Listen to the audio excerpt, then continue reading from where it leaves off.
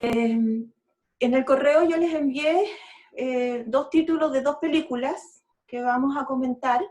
Espero que las hayan podido ver.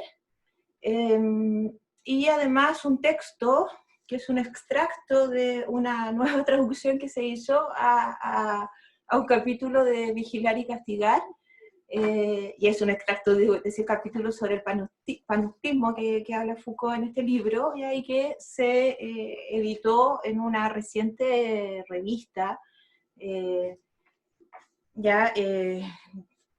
Disidencias me parece que se llama, no era Disidencia, Disensos, por ahí va el significante. Bueno, y que a propósito también los invito a que conozcan la revista, una revista que estamos ahí construyendo, estamos parando un grupo de profesoras, profesores, sobre temas biopolíticos, en realidad de política, ya, pero ya no desde esta mirada del consenso con la cual nos han enseñado a pensar la política durante, no sé, ya como 40 años, sino más bien desde volver a la idea original de lo político, que justamente es la deliberación y el disenso, ya, no el consenso. Entonces, también aproveché para poder promover la revista, y también los invito a enviar sus contribuciones. Ya no es una revista académica, es una revista más bien de pensamiento, abierto a todo tipo de escritura. Si la habrán mirado, trae textos tanto de escritura más filosófica, pero también crónicas, narrativas. Ya es una revista que nos interesa además poder articular los distintos lenguajes con los cuales podemos hablar de la realidad. Así que eso era un datito, ¿ya? Bueno, voy a iniciar la presentación, voy a hacer una lectura, ¿ya? Y voy a ir presentando algunos de los materiales que preparé. Voy a compartir pantalla, ¿ya? Aquí estamos. Les pido paciencia porque a veces esto de los medios tecnológicos es un poco complejo, hacer tantas cosas a la vez. Acá. Bueno. El COVID-19 es más que un organismo biológico. Antes que todo, es un código que nombra a un nuevo tipo de virus, que recién a partir del 11 de febrero de este año pasó a tener existencia social. En una entrevista al diario BBC, el director de la OMS, Tedros Adhanom, cuenta que nombrar al virus no fue una tarea fácil, pues la acción de nombrar la entidad dependía menos de sus características biológicas y más de condiciones políticas y semióticas, señalando que, abro comillas, teníamos que encontrar un nombre que no se refiriera a una ubicación geográfica, un animal, un individuo o un grupo de personas, y que también fuera pronunciable y relacionado con la enfermedad. Cierro comillas. El virus representado como un organismo biológico que pone en riesgo no solo la vida biológica de los humanos, sino que también nuestra vida política, económica y social, revela, entre otras cosas, que sus modos de existencia se lo debemos a la acción de múltiples prácticas discursivas y no discursivas, semióticas y materiales, y que la relación con ellos, en tanto código, no es una relación inmediata, sino que mediada semióticamente y sobre todo mediada por los significados construidos colectivamente en torno al contagio. Esto no debe confundirse con una idea absurda de que el virus no tenga una existencia material, o que sea una invención para acabar con Occidente, aunque la invención de nuevas vidas a partir de la decodificación del gen es perfectamente concebible en el mundo actual. Pero no se trata de eso, sino que de indicar que la vida o la existencia social del virus es una vida significada y representada culturalmente, y por lo tanto, esta vida no es homogénea, pero que a la vez es colectiva y que en tanto signo revela una historia de luchas y exclusiones en el campo de la representación. Así, por ejemplo, no es lo mismo señalar que, abro comillas, el virus es un enemigo o es un enemigo poderoso, cruel, que no respeta a nadie, o decir que es un pariente no humano y parte del ciclo de la vida. Vemos acá que las metáforas, construcción semiótica por excelencia, para hablar del virus, no son simples estrategias retóricas, sino prácticas performativas de nuestra misma relación con estos parientes y de asumir posiciones frente al contagio, posiciones políticas frente al contagio. Perdón. Inicio esta aproximación a las semióticas del contagio, es decir, a la posibilidad de considerarlo como un resultado de una red de significados culturales, afirmando que el contagio conserva una doble función a la vez, social y representacional. Cuando hablo de lo social, no hablo de una dimensión aislada del contagio, en donde ocurrirían cosas sociales que se distinguirían de cosas no sociales, como cosas médicas, psicológicas, personales o políticas. No se trata de eso. Se trata, y siguiendo a Bruno Latour, de que la producción de un modo de ser del contagio moviliza conexiones, articulaciones y relaciones, y entre las más evidentes, las relaciones entre organismos micromoleculares, no humanos, humanos, tecnologías médicas y de información. En medio de una retórica muy significativa en nuestro tiempo, de distanciamiento social. Evidentemente la perspectiva del análisis está determinada por la puntuación, diría Gregory Bateson, que le otorgo a esta secuencia, a lo informacional, a esa esfera informática o la infoesfera, que no cesa de producir significados. Pero el contagio, a la vez que provoca esta máquina social articuladora, en sus formas de gestión neoliberal provoca a su revés la desarticulación, el aislamiento, la sospecha. Desde ahí que cabe la hipótesis de si la función de la política quizás sea tramitar estos dos movimientos contrarios. Por otro lado, la función representacional a la que me refiero indica que el contagio emerge en medio de aparatos discursivos, palabras, textos, protocolos, diarios, imágenes, y que comunican y construyen representaciones que delinean los contornos de lo que se dice y no se dice sobre él. Es decir, está en medio de discursos médicos, económicos, inclusive religiosos, pero de discursos que no circulan libremente, al punto que los datos sobre el contagio se mantienen en secreto, como si los datos nos quisieran decir algo. Ya Michel Foucault se preguntaba respecto a esa actitud tan moderna de controlar los peligros de lo que dice esa materialidad del discurso. Podemos decir entonces que la experiencia del miedo al contagio se organiza según una semiosis social. Michel Foucault, en un capítulo de Vigilar y Castigar, señala que el contagio puede servirnos para explicar dos formas en que se organiza la gestión de la enfermedad. Habla de dos modelos, que no deben ser considerados como dos épocas históricas, sino más bien dos formas en que se organizan las relaciones de poder en torno al cuerpo enfermo y que en el que se despliegan prácticas sociales distintas. Por un lado, las actuaciones sobre el contagio de la lepra se organizan en torno a lo que llama rituales de exclusión, una partición binaria que dieron, nos dice, la forma general del gran encierro. El leproso es sacado y confinado a un lugar otro, o es encerrado y separado bajo el sueño de una sociedad pura, libre de los peligros de aquello que se rechaza. Por otro lado, se encuentra la peste, que abandona esta práctica de exclusión binaria e introduce la división disciplinaria caracterizada por una división múltiple, cada oveja con su pareja, cada uno en su lugar, y cuyo paradigma es sin duda la cuarentena. Así afirma que el exilio del leproso y la detención de la peste no llevan consigo el mismo sueño político, y el gran encierro de una parte, el buen encauzamiento de la conducta de otra. La lepra y su división, la peste y su reticulado. Foucault avanza en estos esquemas de ejercicio de poder y nos dice que son esquemas diferentes, pero no incompatibles, al punto que el leproso puede ser tratado como apestado y el apestado como leproso, tal como veremos ahora. Primera semiosis, distanciamiento cultural. Veamos las siguientes escenas de un film que para mi gusto provoca una serie de reflexiones sobre los modos relacionados entre estas formas de organización de las relaciones de poder que indica Foucault. Pues señala que las identidades, siguiendo la misma metáfora de Foucault, de leprosos o apestados, no son lugares fijos, sino que posiciones sujetos altamente movibles y podríamos quizás afirmar desterritorializadas. Se trata de la película Distrito 9, de Neil Blomkamp, director sudafricano, Su cine se caracteriza por un estilo documental que se plasma en esta película, que cabe considerarla dentro del género documental falso. Un oxímoron, en ese sentido, que revela varias cuestiones epistemológicas sobre la construcción entre los signos y lo real, especialmente el rol de los medios de comunicación. Vamos a ver unas primeras escenas. No, me equivoqué. Voy a acá. ¿Ve?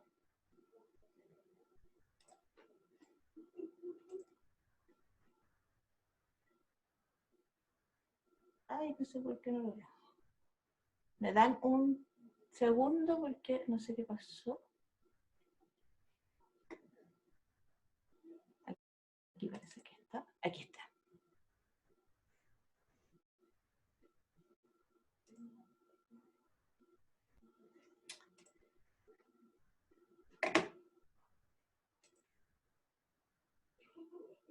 ¿No se ve? No.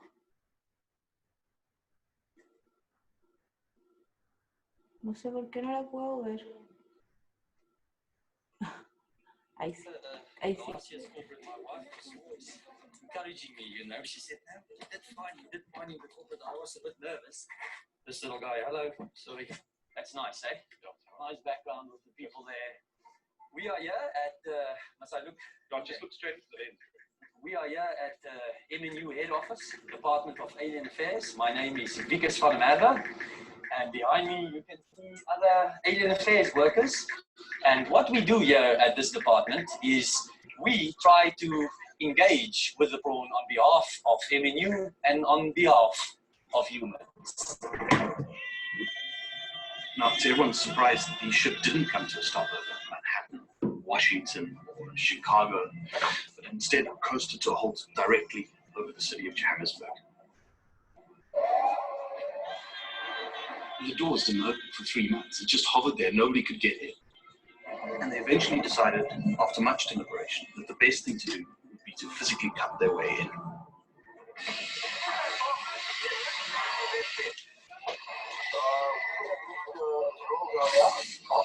We were on the verge of the whole world was watching, expecting, I don't know, music from heaven and bright shining lights.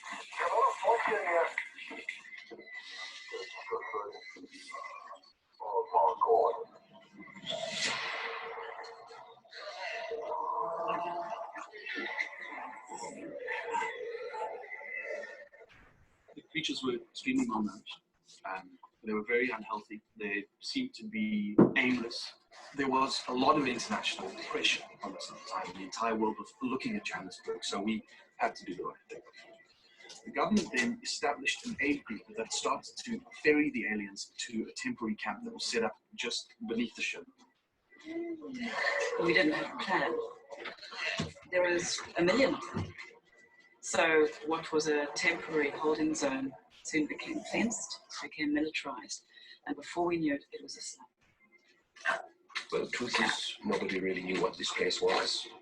There's a lot of secrets in District 9.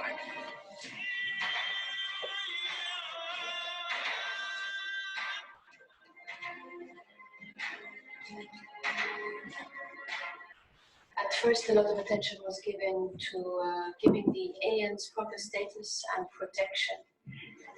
They're spending so much money to keep them here when they could be spending it on other things, but at least they're keeping them separate from us. I want to be realistic with everyone. The aliens will not be able to go home. The aliens are here to stay.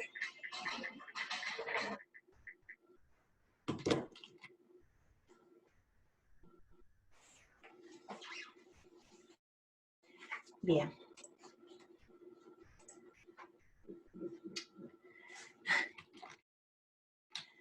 Se me olvida cómo es esto.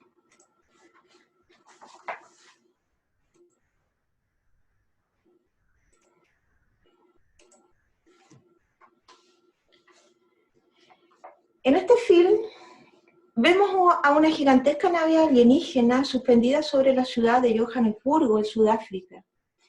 La historia cuenta que el gobierno decide acceder al interior.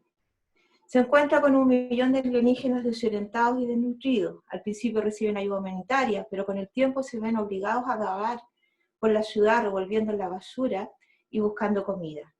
Asimismo, los extraterrestres comienzan a robar y a cometer actos vandálicos para sobrevivir. La población de Johannesburgo, en su mayoría negra, muestra cada vez más rechazo hacia los alienígenas, y tras las quejas generalizadas son recluidos y encerrados en un área militarizada llamada Distrito 9. Pero esta ubicación temporal genera más problemas: tráfico de armas, tráfico de sexo, y se decide desplazarlos al Distrito 10, desplazamiento que queda en manos de la MNU, una compañía privada cuyo interés es explotar económicamente el armamento alienígena solo operable con su ADN. Wikus es asignado como encargado de la operación de desplazamiento forzoso, funcionario repelente a las prácticas militares, con áurea de bondad y torpeza. Comienza la operación entregando las notificaciones de desalojo. Un alienígena y su pequeño hijo están destilando, durante el proceso, un alienígena y su pequeño hijo están destilando un líquido obtenido a partir de piezas de tecnologías y accidentalmente se contamina por el fluido al manipular el recipiente. Acá apreciamos todo un giro de la trama, pues vemos a Wikus en lo que resta de la película en medio de un proceso de mutación y transformación alienígena.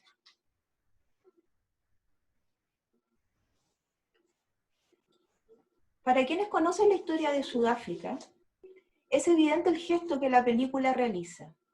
No se trata solo de una crítica hacia el especismo, como algunos hermeneutas más jóvenes lo han interpretado, son alienígenas con forma de langostas, sino que nos lleva a la misma historia del apartheid, separación en Afrikaans, el sistema de segregación racial en Sudáfrica instalado en 1948 y vigente hasta 1992, ¿ya? Que se puso fin a partir también de la elección del líder negro Nelson Mandela, encarcelado por más de 40 años por el gobierno blanco.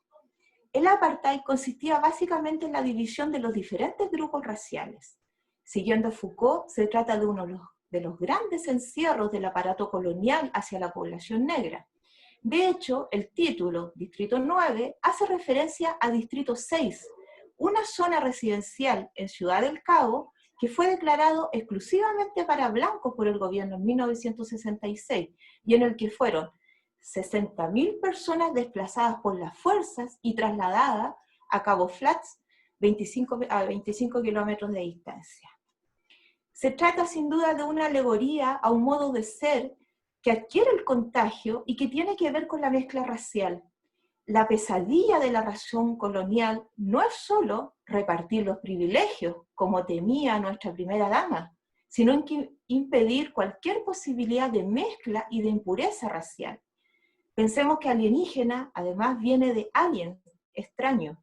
No es menor que la élite chilena, representada en palabras de la primera dama, piensa a las masas proletarias y empobrecidas como un otro radical que pone en juego la propia definición del humano. Para esto, quiero traer a Frantz Fanon, psiquiatra e intelectual antillano y uno de los pensadores más importantes de la descolonización africana, que señala otro esquema de poder que permite situar de mejor manera los esquemas generales que Foucault delinea. En su primer trabajo, Hombres Negros, Máscaras Blancas, parte diciendo que el negro no es un hombre, al igual que años más tarde, Vitti dirá, la lesbiana no es mujer. Con esto, Fanon quieren sugerir que existe una dimensión en la que no se es más allá del mero reconocimiento formal.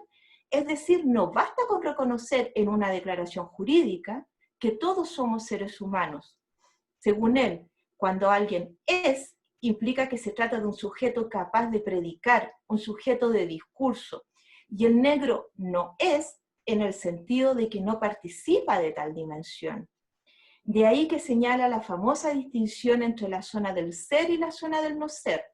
Cito textual: hay una zona de no ser, una región extraordinariamente estéril y árida, una puesta esencialmente despoblada cuyo término puede nacer un auténtico surgimiento. El problema para Fanon es que el negro no puede contar el drama existencialista al estilo del nihilista blanco, básicamente porque no puede contar. es decir, no tiene estatus de sujeto de lenguaje, diríamos un infans. Así, desde el punto de vista imperial, no todos los cuerpos comparten la misma ontología.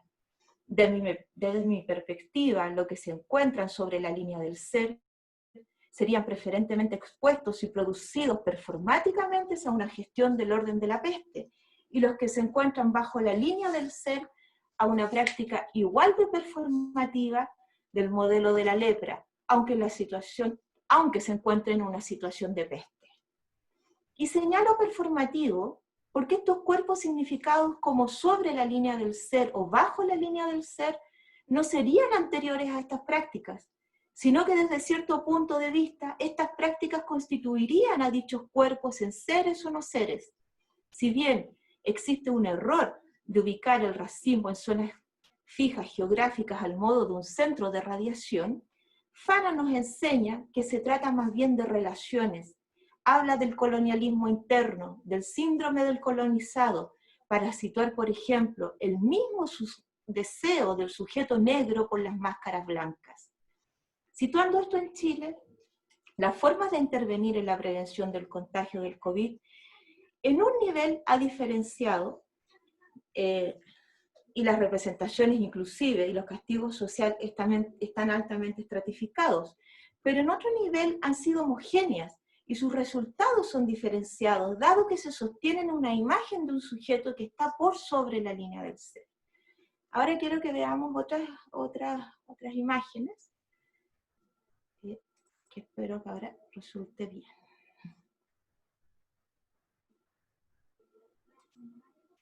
Un operativo de carabineros en este CITES de Quilicura, donde se incautaron máquinas tragamonedas y se detectó un brote de coronavirus entre ciudadanos haitianos que viven y trabajan en este lugar. No haitianos tienen fiebre acá, gripe, cabeza duele, no nada. En la municipalidad que hicieron el examen te dijeron que estabas contagiado. Sí. ¿Y qué dices tú respecto de eso? Mentira. Pero los test practicados en ese momento arrojaron 33 haitianos contagiados y por eso la mañana de este martes, la Seremi de Salud junto a la PDI hicieron un operativo más profundo a los más de 100 haitianos que viven en este CITES. Hoy día tenemos un foco de contagio gravísimo, fue detectado, la Seremi vino el otro día, 33 contagiados lo que se dice, pero el nivel de hacinamiento acá habla claramente de que debe haber muchos más. Y por eso el operativo sanitario duró toda la mañana. La Seremi ofreció hospitalización para las personas que lo necesitaran, pero no hubo ciudadanos haitianos que mostraran síntomas graves. En caso de que las personas, y como lo podemos anticipar, no tengan las condiciones para poder desarrollar una cuarentena de forma efectiva, nosotros vamos a facilitar las residencias sanitarias. Pero a pesar del ofrecimiento, ninguno de los haitianos quiso dejar el CITES donde viven para ir a una residencia sanitaria. Decidieron quedarse sin tener por ahora alguna cuarentena obligada o restricción para salir a la calle.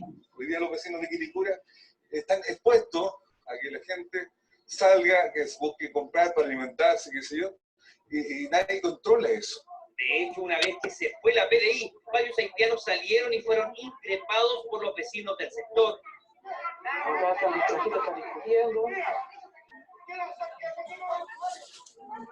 La verdad que esto ya es un caos, porque más encima están con cerveza, ahí están tomando. De rojo también sale con cerveza. En las últimas horas el gobierno comentó que seguirán conversando con los haitianos de este CITES para que sean trasladados a una residencia sanitaria. Estamos dispuestos a evaluarla para poder, obviamente, asegurar la efectividad de una cuarentena con el objetivo de no someter a mayor riesgo a quienes los rodean. Aún falta por conocer el resultado de los exámenes realizados por la Seremi de Salud y que podría aumentar el número de contagiados en este CITES.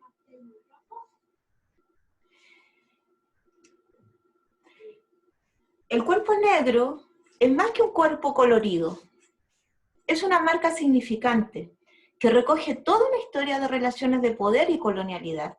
No solo porque el cuerpo negro fue el cuerpo esclavo por excelencia, llevado a su condición de animalidad y ubicado en el límite de la condición humana, sino porque su ontología ha sido construida por los conocimientos racionales de forma diferencial.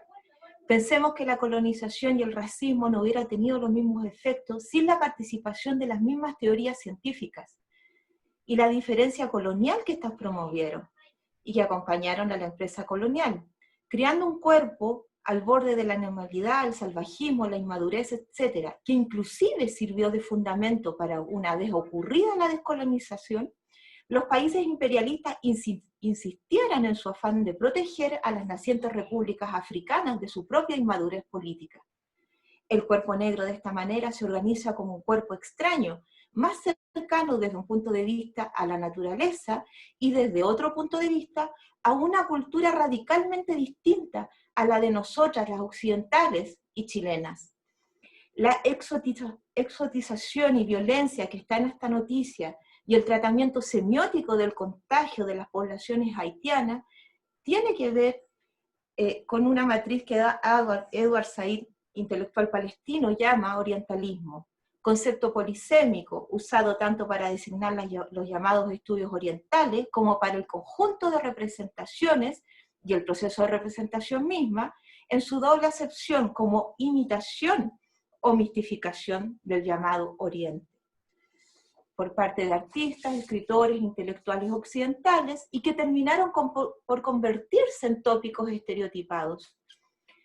Nos dice que a causa del orientalismo, Oriente, o más bien aquello que no es Occidente blanco, no es un tema sobre el que pueda tenerse libertad de pensamiento, puesto que ya esto se nos da ya definido, acotado y dispuesto de una forma cerrada y acabada.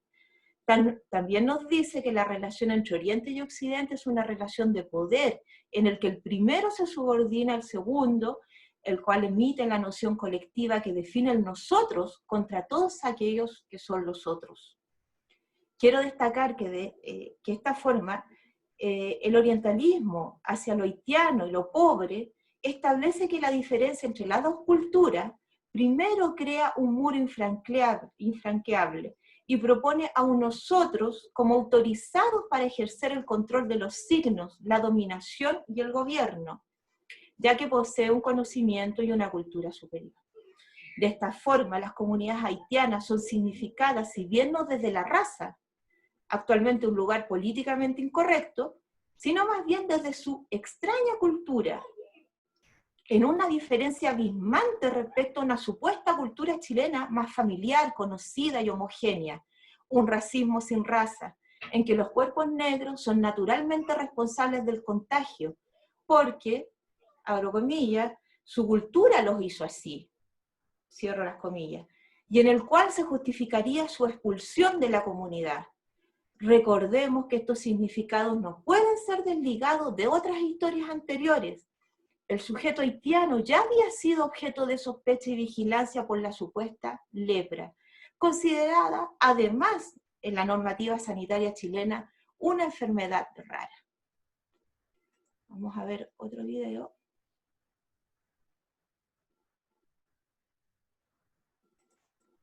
El Hospital Base de Valdivia confirmó el primer caso de lepra en Chile continental desde el año 2012.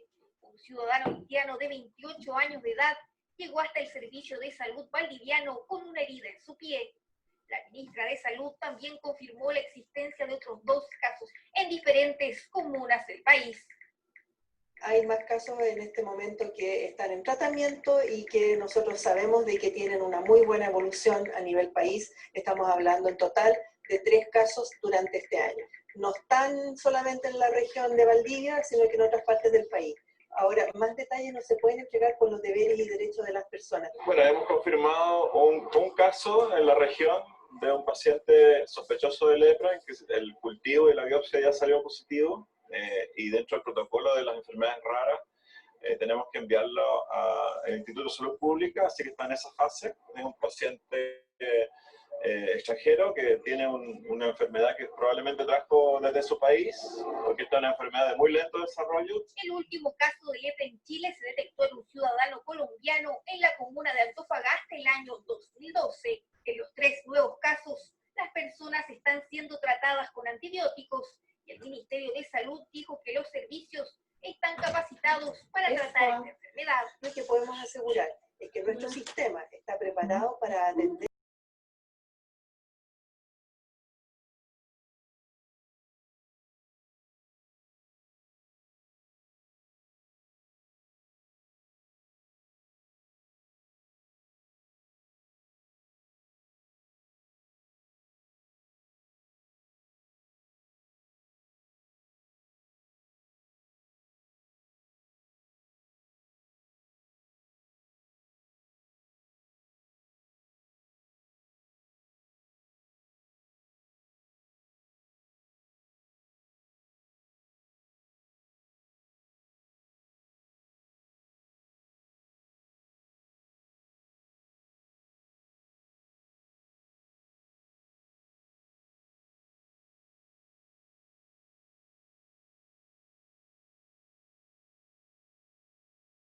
que trabaje en el mismo lugar. Es muy inusual los contagios de persona a persona. Las consecuencias más extremas de la lepra solo se dan si la enfermedad está muy avanzada. Bueno, disculpen que muteé todo, pero bueno, dentro de las cosas que nos sucedió con la pandemia es que estamos trabajando desde casa, entonces estoy con mi hija acá atrás. Bueno, continúo. Esta noticia señala que hay 3 casos de lepra, pero el discurso marca que uno de ellos es haitiano. Se establece, sin motivos aparentes, una diferencia. También se marca que el último caso sería la de un colombiano. Cabe destacar, volviendo al COVID, que el Colegio St. George fue considerado el primer clúster de contagio. También el gobierno lo responsabilizó por no tomar medidas restrictivas. Pero lo interesante de esto es que frente al mismo hecho y cantidad de contagiados, no se tomaron las mismas medidas militares ni de desplazamiento forzado. Inclusive, tampoco se les mostró su identidad. Por otro lado, la directiva del colegio se reunió con la subsecretaría de salud, es decir, estos últimos sí tuvieron la posibilidad de no solo de hablar, sino también que de deliberar. Pareciera entonces que la diferencia cultural, lejos de ser utilizada como una noción que permite el reconocimiento de la diversidad y ampliación de la ciudadanía, se esencializa, no se problematiza. ¿Quién es el diferente? ¿Quién nos hace diferentes? El color de la piel, la lengua, y finalmente, ¿qué es la cultura en el enunciado diferencia cultural? Así, por motivo de esa no problematización, se termina recurriendo a los significados disponibles y entregados por las matrices hegemónicas de los medios de comunicación y actualmente las redes sociales. Se homogenizan los sujetos y se justifican los ejercicios soberanos de exclusión que adquieren las formas de un gran encierro y de un abismante distanciamiento cultural.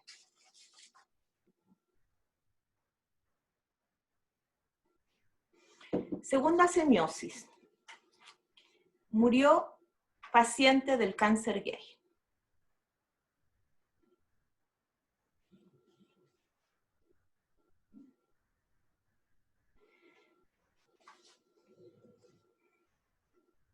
De esta forma, el diario La Tercera publicó el primer caso de muerte. ¿Se está escuchando? No sé, perdón. Publicó el primer caso de muerte por VIH-Sida en Chile, que se inició a partir del año 1984 con la detección de 6 personas distribuidas en las regiones de Valparaíso, Biobío y Metropolitana. Hablamos de una década de consolidación del modelo político-económico neoliberal, tanto en Chile como en Estados Unidos y Inglaterra, la era Reagan, Thatcher, etc. De la lógica del enemigo interno del régimen de Pinochet y de las apariciones de la Virgen de Peña Blanca. Si se dan cuenta, en la noticia abajo está la noticia de que la iglesia rechazaba las apariciones de la Virgen. Es interesante la portada, además de la noticia esta misma, este lisiano que mató a su padre porque lo retó. Y además, pareciera que el problema de los sueldos de las autoridades políticas desde hace mucho tiempo que venía siendo un problema. Jugoso aumento en sueldos de los diplomáticos. Ante el desconocimiento del agente causal, los medios de comunicación de masas, como de información científica, hicieron circular una serie de hipótesis que situaron la responsabilidad tanto del origen como del contagio y propagación en poblaciones específicas, al punto que se hablaba de las 3 Hs, homosexuales, heroinómanos y hemofílicos. Es interesante que al igual que el COVID, su origen es situado en un alejado y extraño continente, esta vez África, como resultado de extrañas costumbres, ya no de costumbres raras de alimentación, sino extrañas costumbres sexuales, una transmisión animal-humano por prácticas sexuales zoofílicas. Luego de importado al mundo occidental, se responsabilizará a los sujetos afectados por la enfermedad, dado que según estas interpretaciones, el SIDA esta vez sería producto de su promiscuidad y el uso de drogas recreativas. Además, las regulaciones biopolíticas no se dejaron esperar. introduciéndose en el decreto 362 de 1983 que regulaba la gestión estatal de las ETS el síndrome de inmunodeficiencia adquirida o SIDA. La novedad del virus, su carácter mortal y su vinculación a la población homosexual transformó al virus y su contagio en marca de una sexualidad proscrita por su naturaleza descontrolada, promiscua y enferma, un grupo de riesgo que era preciso vigilar y controlar. La enfermedad adquirió así connotaciones de castigo moral que se iban enredando con cuestiones sanitarias y que enrarecían el acceso a las prestaciones de salud. Las estrategias biopolíticas de las poblaciones homosexuales funcionaban en el entremedio de un modelo de contagio y un modelo de peste y un modelo de la lepra, perdón. Una participación binaria entre promiscuos y no promiscuos, y por otro lado una gestión disciplinaria de estos nuevos leprosos, bajo el sintagma de la prevención, pero también en una lógica soberana del dejar morir, revelando los problemas para el establecimiento de la zona del ser de la población LGTB. Pero el virus además provocó un distanciamiento sexual, en el sentido de que fue motivo para un imaginario social de domesticación e higienización de la sexualidad, en que el uso del condón, la abstinencia sexual y la monogamia se establecieron como medidas de valoración y clasificación de las sexualidades. Así, una nueva taxonomía inauguraba la política sexual de la democracia, que abría todo un campo de visibilidad hacia una población mantenida en la oscuridad, y con ello la posibilidad de su misma gestión gubernamental. Pero además se movilizaron formas de relación del sujeto consigo mismo, en que el autocuidado fue la estrategia de defensa del cuerpo del otro percibido como un peligro y fuente de contagio. Se apuntaba a la formación de un hombre prudente, en que el cálculo para una sana sexualidad era fundamental. Los encuentros sexuales empezaron a estar cruzados por previsiones, como la compra y uso del condón. La época del follar a lo loco, sin protecciones, de manera espontánea, había quedado atrás. Comenzaba la era del SIDA. De ahí que sus efectos interrogaban más por las relaciones de los sujetos consigo mismos, es decir, con su propia sexualidad, y menos por una represión externa. Es decir, el contagio se gubernamentalizó rápidamente en la lógica del autogobierno y el autocontrol. Quiero mostrarles una escena de la segunda película que les había propuesto, que es Jeffrey. La película Jeffrey es especialmente interesante, pues se trata de un film estrenado en 1995, periodo de mayor expansión del virus a nivel mundial, dirigida por Christopher Ashley. Cuenta la historia de Jeffrey, un joven oriundo de Minnesota e instalado en la ciudad de Nueva York. Aterrado por el virus, se jura abstinencia sexual.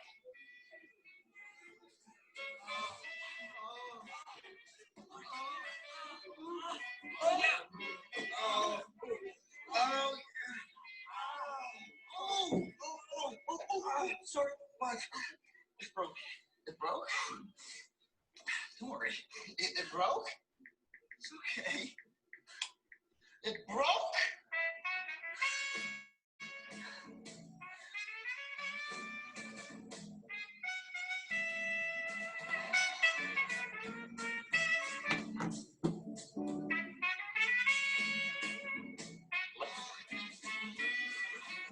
Ay. Bueno. Algo pasó ahí con Jeffrey. Algo sucedió. Bueno. Jeffrey es un clásico hombre gay. Es decir, alegre, blanco, asalariado, dado a las rutinas del gimnasio, que a su vez opacan su condición de precario. Lo interesante es que el temor al contagio lo lleva por el camino de la abstinencia sexual. Se transforma en un verdadero penitente. Acá las tecnologías del yo, formuladas por Foucault, son centrales, como las define, operaciones sobre sí mismos para alcanzar un estado ideal. Pero sus votos de castidad son difíciles de sostener en una sociedad en que el sexo reina y gobierna, en que el formato porno o el llamado porno chic y la hipersexualización invaden no solo nuestros dormitorios, sino que todo nuestro universo cultural. Así es constantemente cuestionado por su decisión de distanciamiento sexual.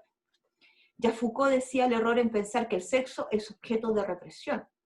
Jeffrey nos muestra que el dispositivo sexual provoca, incita, promueve, produce. Sexo, sexo, como decían los prisioneros. Ahora vamos a ver un segundo registro, y ya para ir finalizando, hay algo me pasa acá, que me imagino que lo conocen.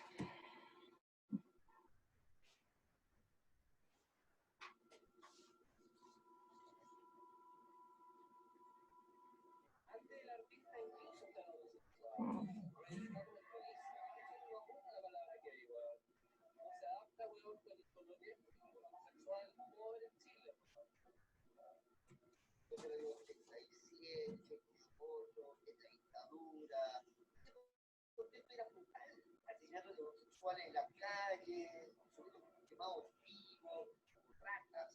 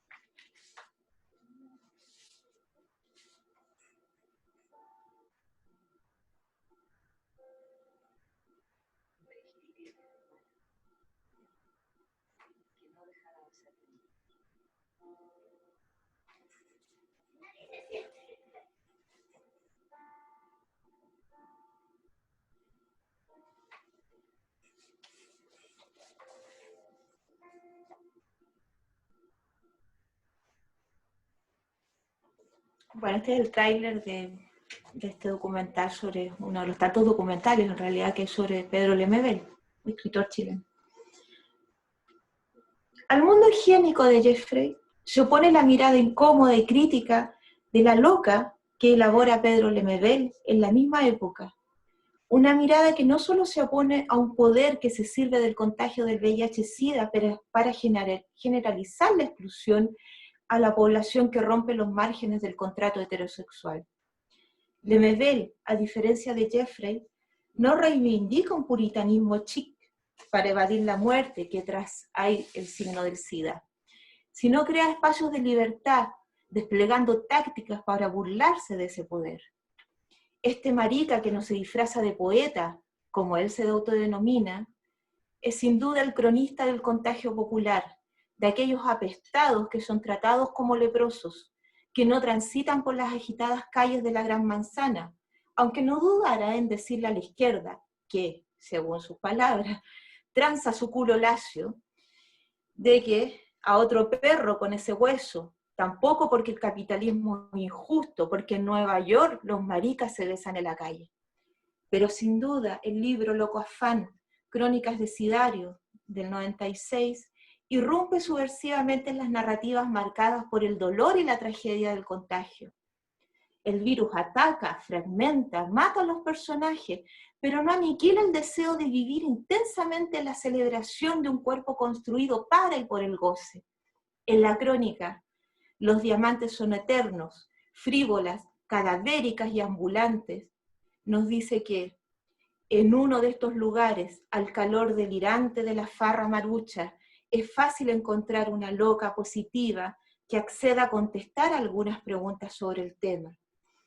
En esa entrevista que Lemebel le hace a esta loca, se genera ahí toda una conversación muy interesante, y en la cual la loca positiva, habla sobre el AZT, el fármaco ya que se usaba en estos tiempos para tratar el contagio. Dice, bueno, ¿y ser viejo?, le pregunta Lemebel. Bueno, le responde ella, ahí tienes otra garantía, nunca seré vieja, como las estrellas, me recordarán siempre joven.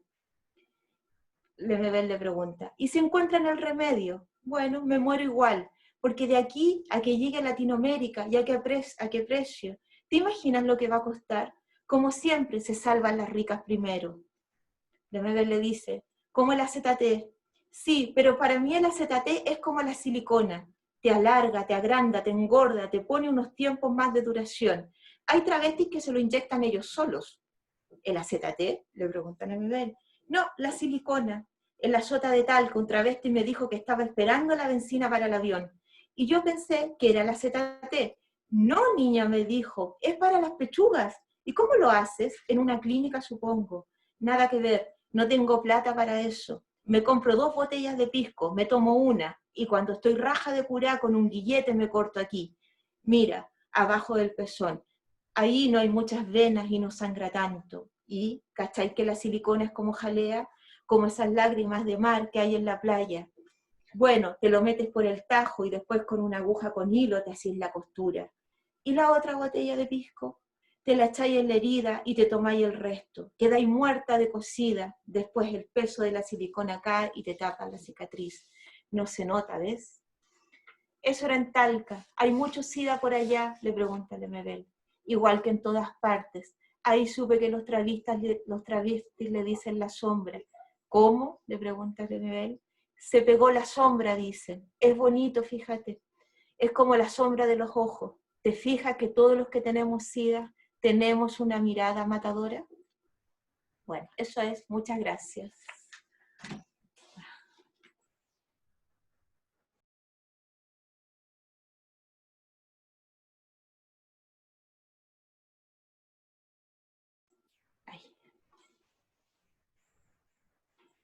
Bueno, gracias por la escucha y también por la paciencia, porque la verdad es que los medios tecnológicos a veces no responden como uno quiere. Todavía siguen dependiendo de los humanas. Así que bueno. No sé si damos un espacio para las palabras, para conversar, ahí que me anda mi hija dando vueltas. Espérenme un momentito. Esto, porfa, cierra la puerta.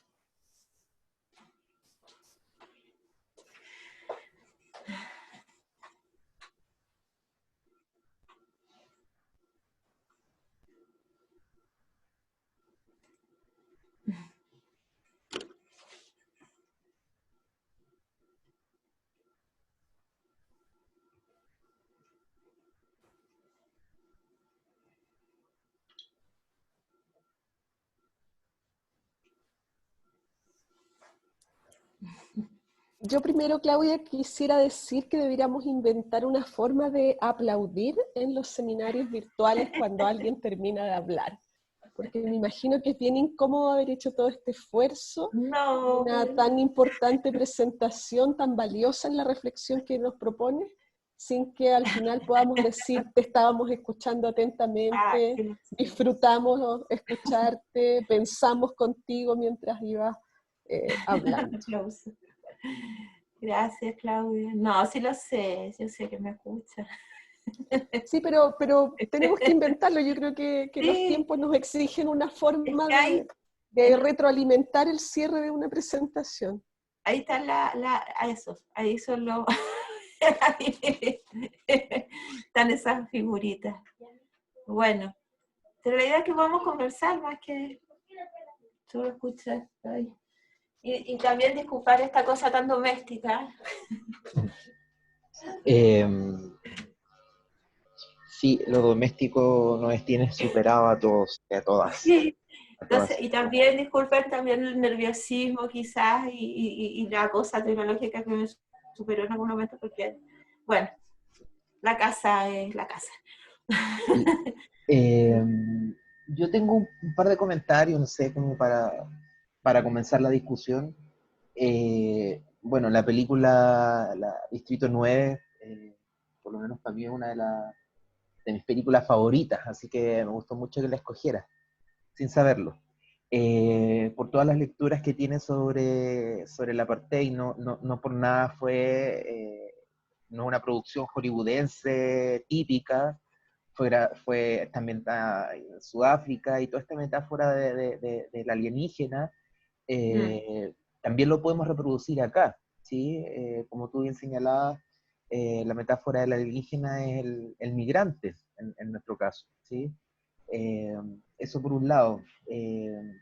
Y la segunda opinión o reflexión que me sale en estos momentos, con la manía de haber visto todo, es esta distinción tan clara que hace el MBL frente a las colas pobres, ¿sí?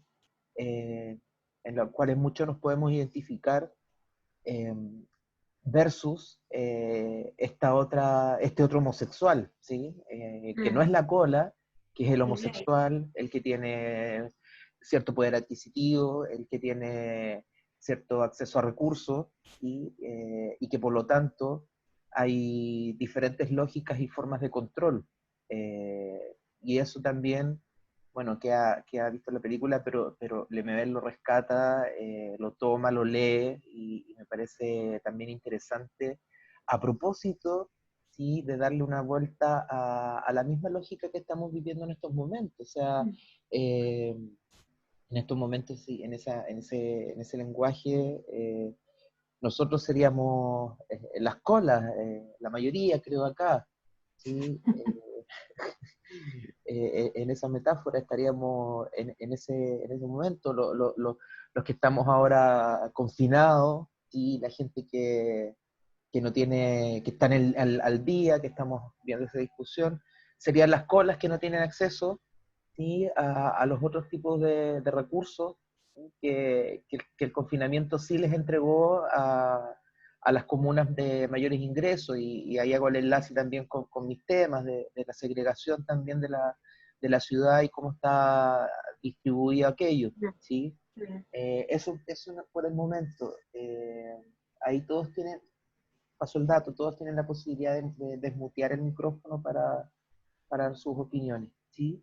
Y muchas gracias, Claudio, también por tu lectura, me pareció tremendamente interesante e inspiradora. Gracias. Bueno.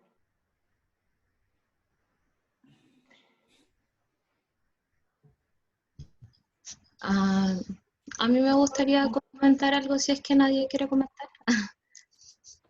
Sí, agradecer la presentación. Y bueno, a mí me pasó ayer cuando vi Jeffrey, que tal vez como era algo como muy sabido el tema del contagio del SIDA, como también hay muchas cosas que no hemos pensado con respecto a prácticas de contagio que han estado muy presentes. Por ejemplo, ahora pensaba, hoy día en la mañana vi una noticia de personas en situación de calle y cómo han tenido que vivir como todo este contexto. Y pensaba en esta paradoja que tiene esto del leproso y la peste juntos. Porque, por ejemplo, gran parte de lo que uno podría disputar en este contexto es cómo también entonces cuidamos a las personas en situación de calle que no tienen casa. Y también desde por ejemplo, conozco un comedor en donde están durante todo este contexto trabajando, dando comida a personas que están en situación de calle, y también lo complejo que es esto de, pero posiblemente ellos se están moviendo en todas partes y nos van a contagiar a nosotros, aún así como que aunque se haga la acción está el miedo constante. Pero ahora también pensaba como si acaso eso no es algo que de alguna u otra manera ha estado presente desde siempre, como si algo nos fuera a pegar la gente en situación de calle. He escuchado cosas como con el tema de bichos, infecciones, un montón de cosas que están asociadas en esta misma idea de la corporalidad, estas marcas que dejan. Y lo encuentro muy paradojal, esto de cómo lo gubernamental al mismo tiempo tiene que ver con esto del autocuidado, el autocuidado en el sentido del cuidado del contagiarse, pero también lo que tiene que ver cómo generamos también políticas de cuidado con respecto, por ejemplo, a personas en situación de calle que ahora necesitarían ciertos cuidados. Así como también es un poco, me llamaba la atención esto, porque en cierto, personas que ya estaban en cuarentena a lo largo del año, aparte de este tema, era como qué complejo esta idea del control, el estar encerrado y todo, mientras que, por ejemplo, las comunas que no estaban en cuarentena era como queremos cuarentena total para cuidarnos. Entonces, siento que gran parte de esa paradoja tiene que ver con lo que se mencionaba, cómo se junta la idea de la lepra también con la peste. Eso más bien. Gracias, Antonio, sí.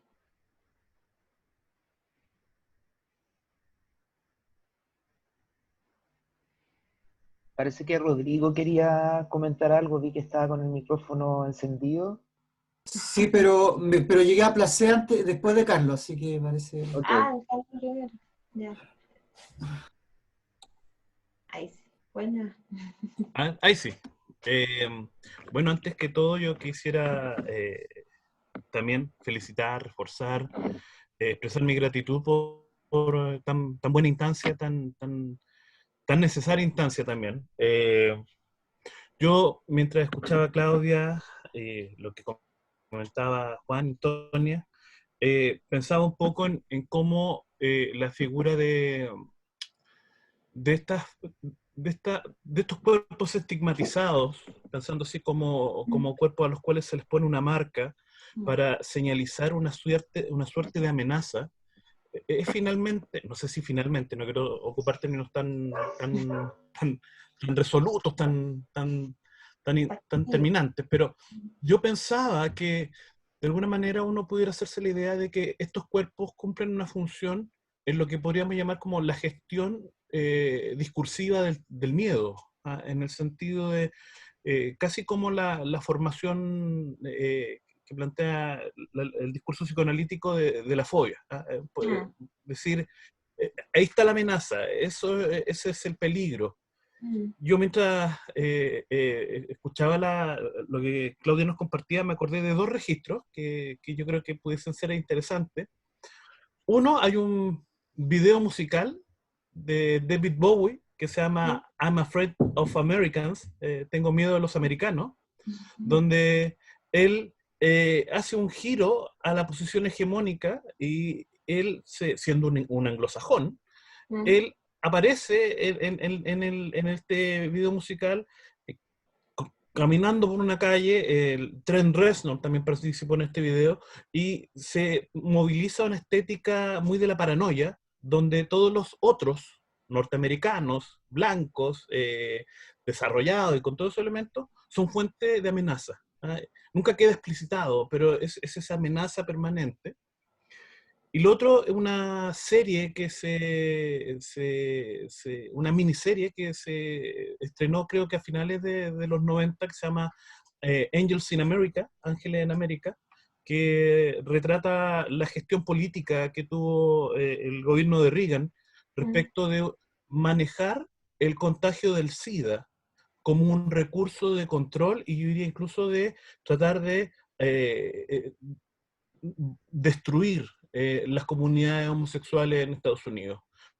Porque hubo toda una discursiva muy potente de, mira, en realidad dejemos que esto siga su propio curso, porque finalmente va a matar a los maricones. Entonces, en esa discursividad hay un manejo que a mí me parece, y también debe ser porque yo estoy trabajando con temas del cine catastrófico, apocalíptico, que finalmente responde a cómo manejamos el miedo hacia el otro. El miedo a lo que Freud llamaba lo ominoso, que finalmente es el miedo de reconocer en el otro, que yo le pongo la barrera de la diferencia, la constatación terrible de que somos muy semejantes. La constatación terrible de que en realidad el hacinamiento de los haitianos es mi propio hacinamiento, de que la lepra también la puedo tener yo. Entonces yo creo que ahí es bien interesante ver cómo hay una gestión que tiene efectos subjetivantes muy peligrosos. O sea, es cosa de ver ayer que cuando se señala que va a haber cuarentena en todo el resto de Santiago, entonces todos los marginales que estábamos fuera de la cuarentena se llenan, en menos de media hora se llenaron los supermercados, porque en realidad hay un temor que está gestionado de manera, yo creo, bastante perversa.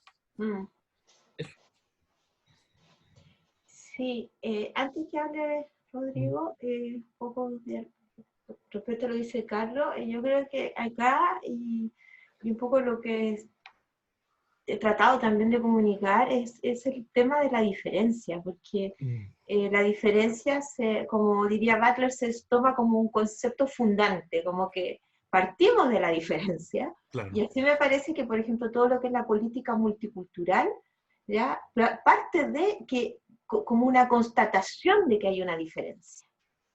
Y el tema es que si uno le da vuelta, en el fondo, da vuelta a la idea, es que la diferencia, para mi gusto, no se parte de la diferencia, no hay una constatación de la diferencia en sí, sino más bien las diferencias se producen, y en el fondo el tema es, bueno, ¿por qué? ¿O cómo se llega a esa producción de diferencia? Por eso yo pregunto en el texto, ¿qué nos hace diferente? ¿El color de piel, la lengua? ¿Ya? ¿Por qué nos hace la lengua, por ejemplo, más diferentes en relación al haitiano y no en relación al francés o al inglés? Si Chile tampoco es un país multilingüístico. O sea, aquí hablamos castellano, chileno, ¿ya? O sea, inclusive chileno, porque hasta relacionado con los españoles de España. A veces también nos cuesta, no los entendemos, ¿ya? O al revés.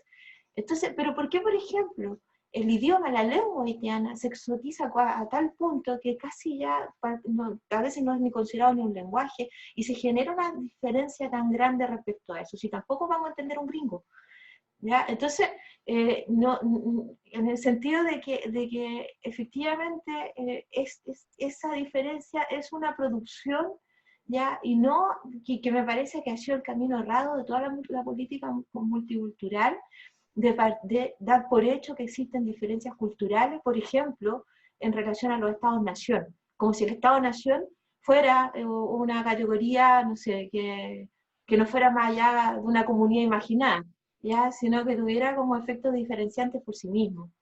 Entonces, me parece que también, bueno, para la psicología y para las ciencias sociales, es fundamental no esencializar esas diferencias, y de pronto también que ocultan, como dices tú, Carlos, por eso estaba pensando en esto, oculta la igualdad también de las mismas condiciones, por ejemplo, de pobreza.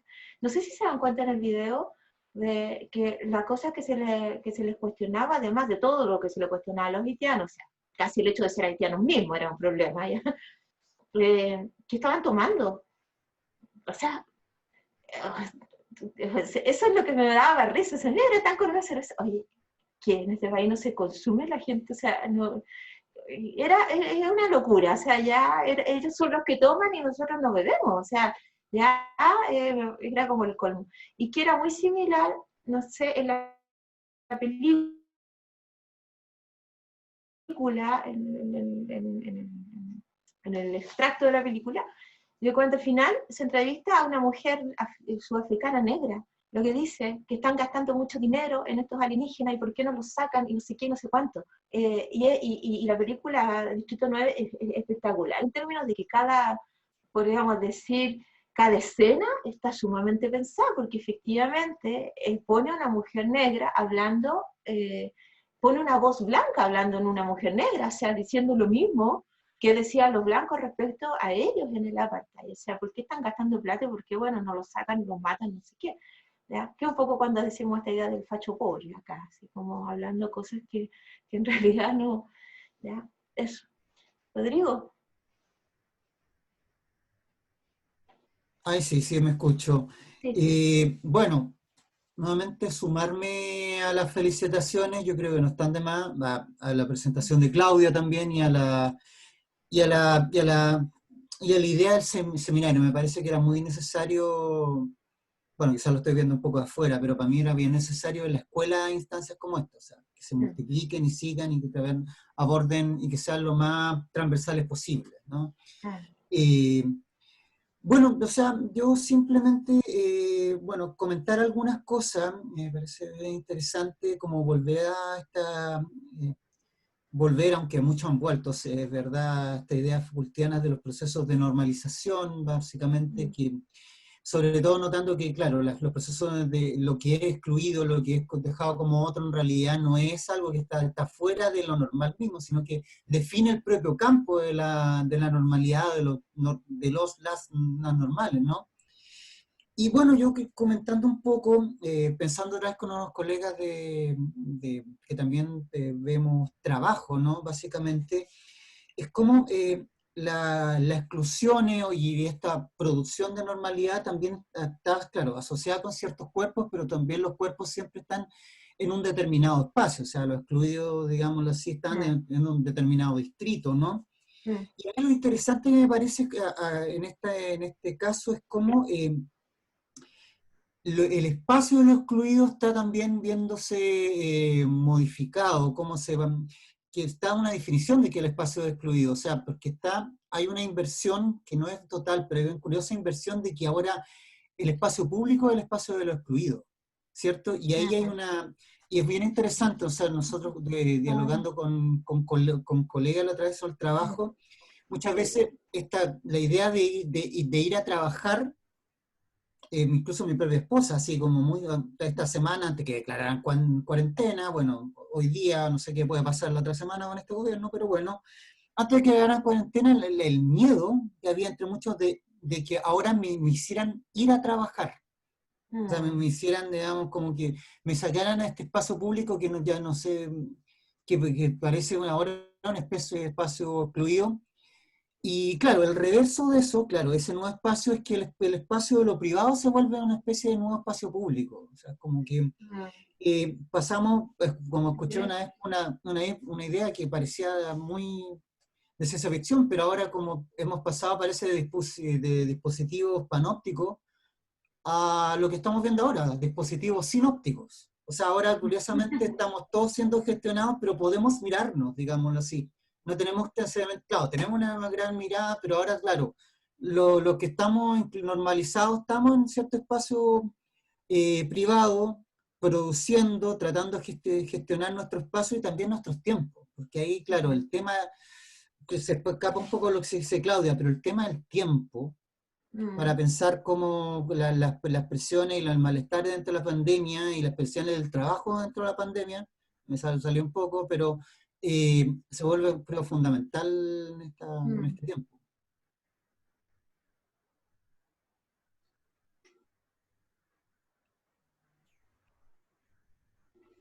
Gracias, Rodrigo. Oye, qué interesante esto que el espacio público ahora es el espacio de los excluidos.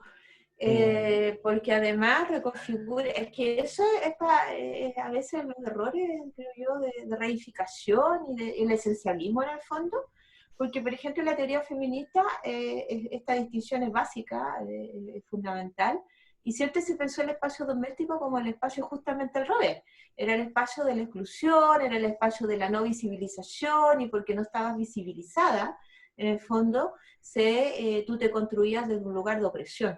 Ya, a diferencia del espacio público, el espacio de los varones, ya, donde había, y que por ejemplo lo que trabaja con esta filósofa española que hace todo un recorrido, la Celia Amorós, trabaja esa distinción así muy clara, dice el espacio público, el espacio de la visibilidad, y por lo tanto el espacio en donde te puedes transformar en sujeto, dice ella. En cambio, el espacio privado es el espacio de la invisibilidad, el espacio, en el fondo, donde no deviene sujeto. Porque no, a propósito, Rodrigo, de esto que estamos viendo del reconocimiento, porque no hay reconocimiento del otro, ¿ya? Porque estás, ¿no es cierto?, en este espacio invisible. Pero resulta que eso tiene un contexto, en el fondo, y hoy día se da vuelta todo, y efectivamente, como dices tú, el espacio público pasa a ser el espacio de los excluidos y el espacio privado el de los privilegiados, ¿ya?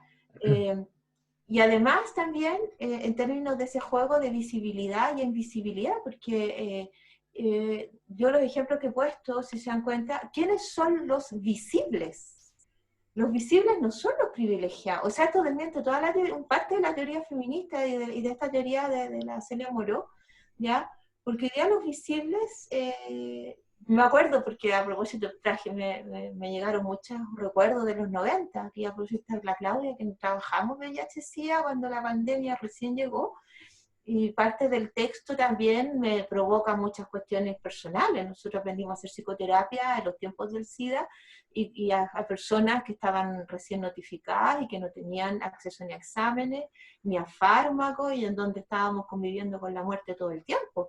Se morían nuestros compañeros de trabajo, ¿ya? Y teníamos que seguir trabajando y seguir haciendo psicoterapia y bien paraditas ahí, ¿ya? Otros tiempos. Bueno, pero justamente, ¿quiénes son estos sujetos? ¿Quiénes eran en el fondo los que empiezan a aparecer en el campo de la visibilidad? ¿Ya? Yo creo que ser invisible hoy día es un lugar de resistencia, y yo creo que hay que mantenerse en esa invisibilidad, esa exigencia de ser visible dentro del feminismo.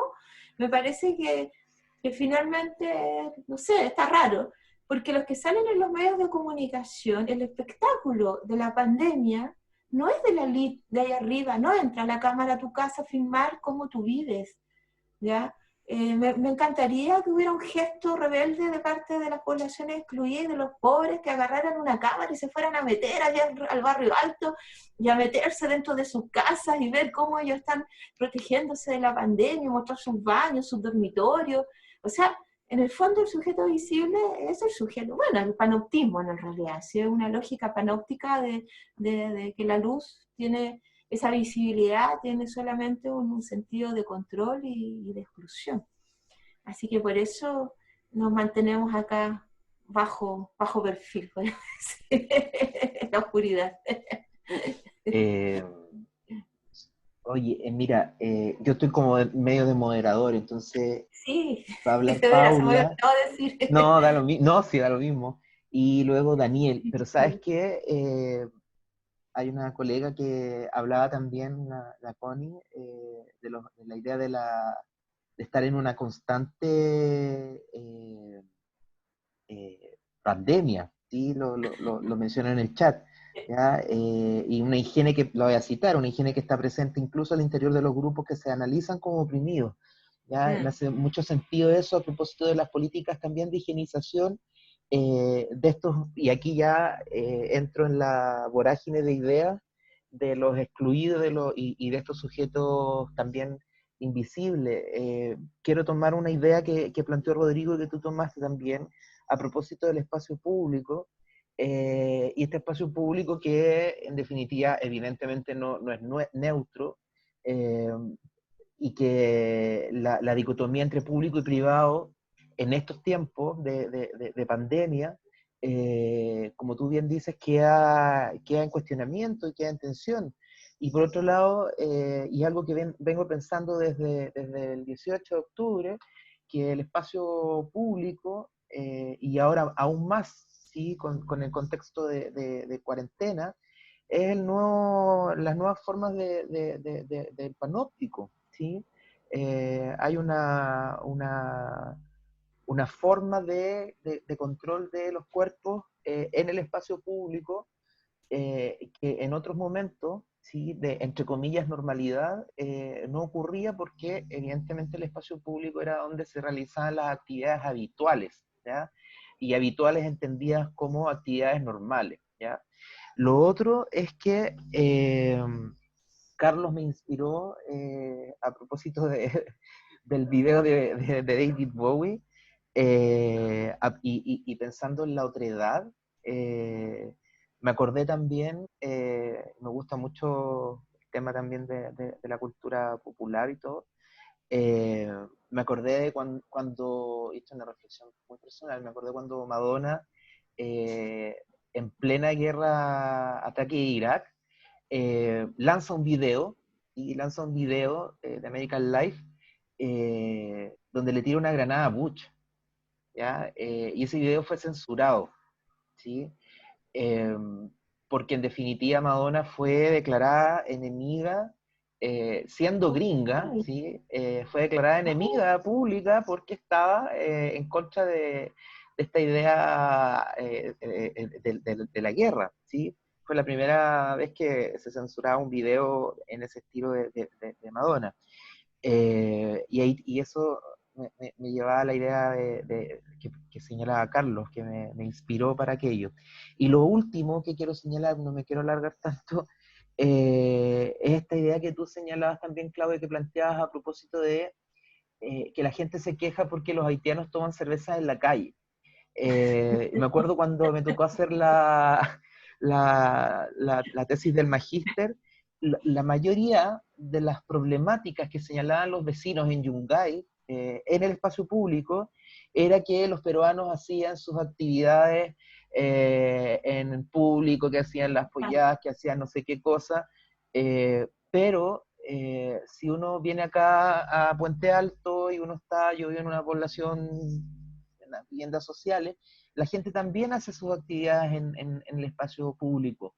Por lo tanto, también hay una distinción ahí en tanto estos distritos de la ciudad. ¿Sí? Hay una distinción importante cómo se configura la ciudad, cómo se configura el espacio público y cómo los mismos habitantes ya de esta ciudad, compartiendo características, miran a este otro como el alienígena. La metáfora ahí del alienígena me sirve mucho, y la disputa ahora por el espacio público es un debate que en estos momentos es fundamental para comprender no solamente el tema de la pandemia y el tema del control, ¿sí?, de los cuerpos, sino que también para comprender las diversas formas de discriminación que se dan con otros, ¿ya? Y principalmente ahí voy al tema de los migrantes y también al tema, por supuesto, que me quedó dando vuelta, me encantó de las colas. Eso, estoy súper disperso, estoy feliz escuchando a la gente. Paula quería dar su opinión, y luego Daniel Araya, Paula Madrid y luego Daniel. Ay, Daniel.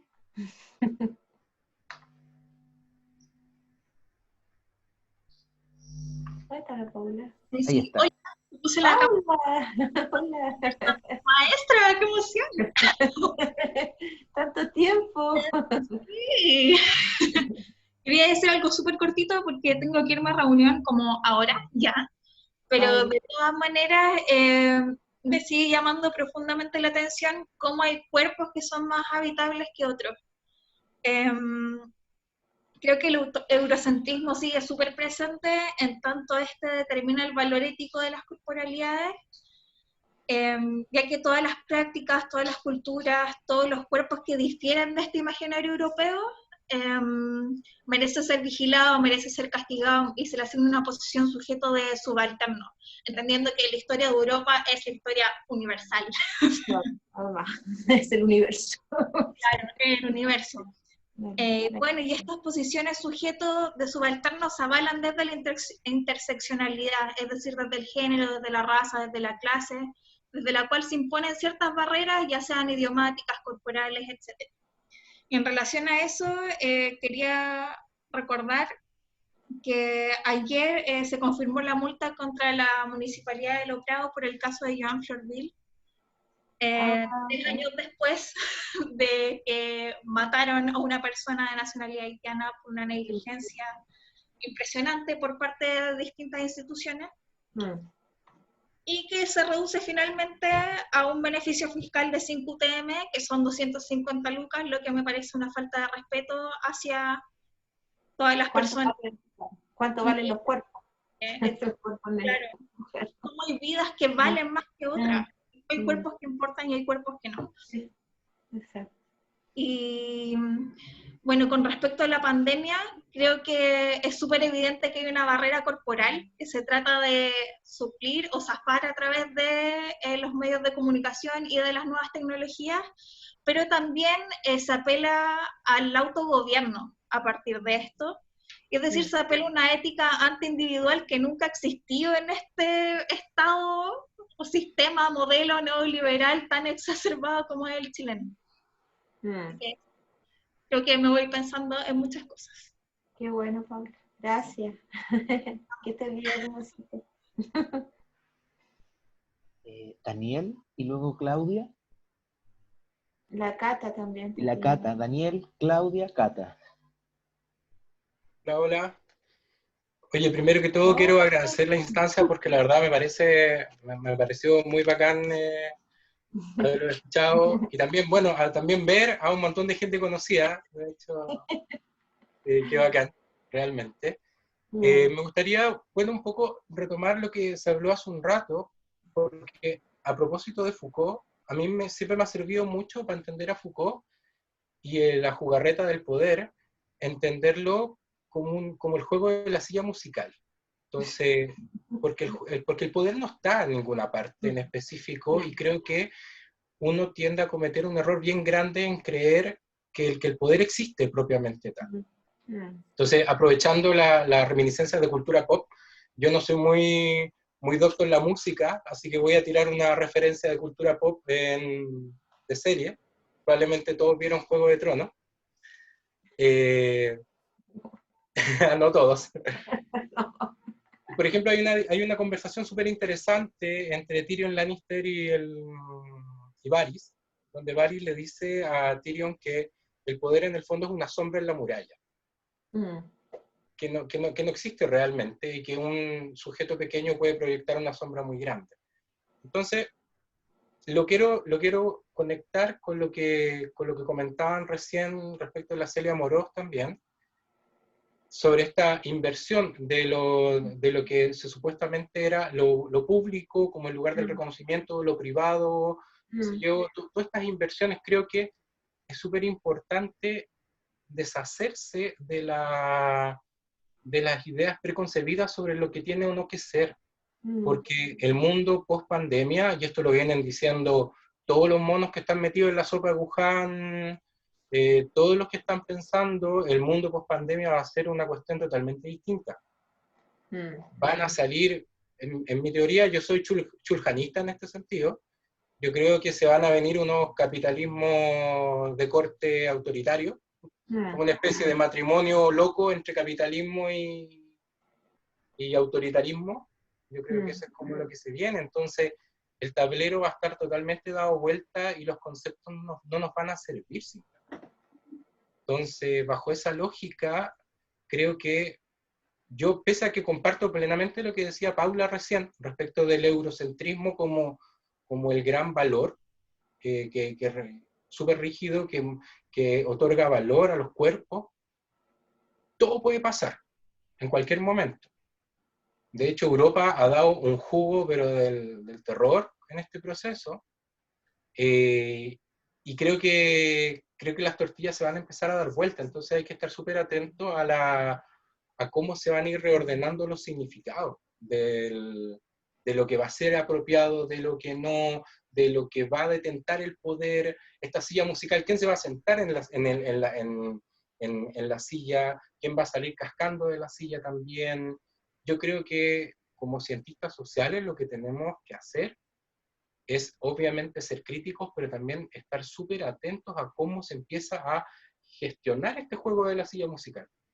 Ir como pesquisando, ir cachando ya, este sale de la silla, este se mete, quiénes están muñequeando detrás. Creo que eso es súper relevante, porque de verdad que tengo la sensación de que los viejos parámetros no nos van a servir realmente para nada. Así que eso, quería aportar en el fondo, y mandarle muchos saludos a todos, la verdad. Estoy muy contento de haber tomado a última hora, de hecho, el seminario. Así que eso. Gracias, Daniel. Gracias. La Claudia, ¿no? Sí, Después la yo quería en realidad como comentar los riesgos y la necesidad de ir pensando las formas de resistencia hacia el futuro. Primero porque con esto que plantea el Rodrigo, que a mí también me da mucho pavor, pero así está siendo, que el espacio público se transforma en un espacio de exclusión, y era el espacio de resistencia, lo fue el de las mujeres, lo ha sido lo de las luchas sociales, el espacio social ha sido el espacio de protesta, de resistencia, de visibilización, y hoy día se transforma en el espacio de los señalados, de los irresponsables, porque finalmente han sido los pobres los irresponsables que salen a la calle y que no se quedan en su casa, que mantienen la Plaza Maipú llena y que entonces están generando el riesgo de contagio. En ese sentido, yo lo relaciono con la revuelta social y que finalmente en los revueltos estábamos en el espacio público, señalando el Estado y haciéndolo tambalear, Y finalmente la pandemia ubica ese espacio, el lugar de los revueltos, como un lugar de exclusión, de control, y de un control legitimado por razones biológicas, de alguna manera. Entonces, yo en realidad quería hacer esa reflexión que hoy día, sobre todo además considerando el poder de armas que ha ido exhibiendo este gobierno en particular, y que queda en manos del Estado, sea de la pinta que tenga el gobierno siguiente, finalmente nos obliga a pensar formas de resistencia distintas, otras, porque efectivamente el espacio público, el Estado se legitima hoy día a propósito de exhibir control sobre ese espacio público que es el lugar de los irresponsables, de los que que están nos ponen en riesgo. revoltivos. Los revueltos, los irresponsables revueltos que de pobres salen a las calles para buscar cómo comer. Es muy interesante la metáfora, esto también de tocarse, de revolverse. Claro, pues los revueltos ahora siguen poniéndose en riesgo, poniendo en riesgo el poder a propósito de los revueltos que están. Sí. Sí. Sabes que yo estoy de acuerdo con la Claudia, y estaba pensando en esta idea, en este discurso que comentaba ayer en el asesor anticomunicacional de la subsecretaria, a propósito de los cambios de discurso, en tanto quiénes son los que han sido responsables. Primero eran ellos, estaban tomando ciertas medidas, pasa el tiempo, todavía no llegamos al pic, pero hay un descontrol ya de los contagios, y el responsable ahora es el sujeto individual, y el sujeto, en definitiva, el sujeto pobre, marginal, etcétera, etcétera. Entonces, y el que está en el espacio público, y como bien dice la Claudia H., es el sujeto que se toca, es el sujeto que se está ahí manoseando casi. Entonces, ojo ahí, siempre esas claves discursivas que entregan son interesantes de chequear. La Cata. Hola. Pues muchas gracias por el seminario, o sea, me ha gustado mucho. Y nada, o sea, pongo un poco en contexto que yo hablo de Madrid, soy migrante, nacida en Chile, y bueno, pues aquí sí que estamos en cuarentena total, y también me pareció como súper oportuno que sacaras el tema del VIH, porque claro, me ha venido a la cabeza que esta mañana estábamos buscando con compañeras antirretrovirales para gente que tiene VIH, que ahora mismo tiene COVID, porque realmente como que se sacan un montón de protocolos aquí sobre gente en riesgo, por ejemplo, gente con diabetes, y se dio cuenta al final, o sea, cómo vale más la vida de una persona hetera con diabetes blanca que, por ejemplo, una persona con VIH que no se están tomando medidas, ¿no? Entonces ha entrado un montón de gente con VIH, sobre todo gente migrante que no tiene acceso a sanidad. Entonces como que también poner eso, poner el foco ahí. Y también el tema de la autovigilancia que estamos llevando, o sea, ya no solo los dispositivos que nos vigilan desde fuera, como cámaras, policías, sino también cómo nosotras al final nos acabamos autovigilando, ¿no? O sea, por ejemplo, esta misma mañana al entrar en casa, cuando fui a hacer la compra, ninguno de casa nos acercamos hasta que nos lavemos las manos, ¿no? Hasta que nos quitemos la ropa. Cuando ves a una amiga no le puedes dar un abrazo, no puedes quedarte con tu vecina hablando, sino que nosotras mismas nos autorregulamos. Yo creo que también ese tema es súper importante. Y también cómo la ciudadanía ha tomado el rol de policía, como pasó, por ejemplo, en el vídeo, ¿no? Que se estuvo viendo aquí en los balcones. Es muy fácil que alguien te esté vigilando cuando salgas a la calle, que te graben. Entonces, como que también hay que poner en manifiesto eso. Y eso era un poco... Nada, muchas gracias. Gracias, Cata. ¿Pero todo bien, Cata, tú? Sí, sí, estoy todo bien, ¿eh? Cuarentena total.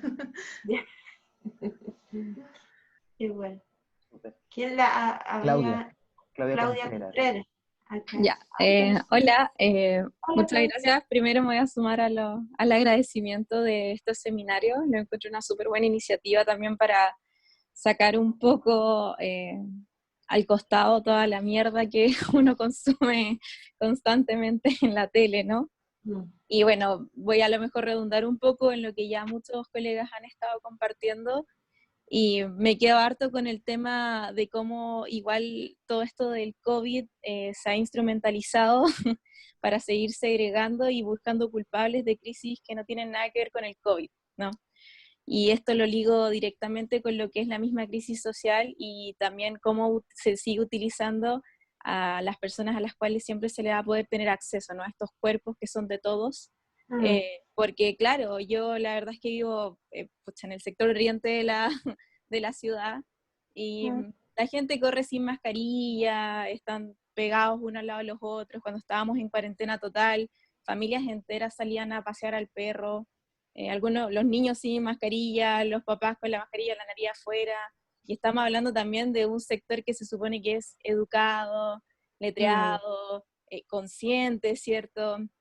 Y tantas mayores atribuciones que nosotros como clase de privilegios y élite tenemos respecto a los otros que no, y cómo se sigue marcando que son los otros los que son inconscientes, irresponsables, y te muestran a Maipú, y te muestran a Puente Alto, y es sumamente injusto, porque es un discurso que al final yo creo que la gente también está desesperada por creer, o sea, no existe este espacio de duda, ¿no? Así como, pero ¿será tan así? ¿Serán solamente estos los grupos? ¿No habrán otros grupos también que respondan a esto?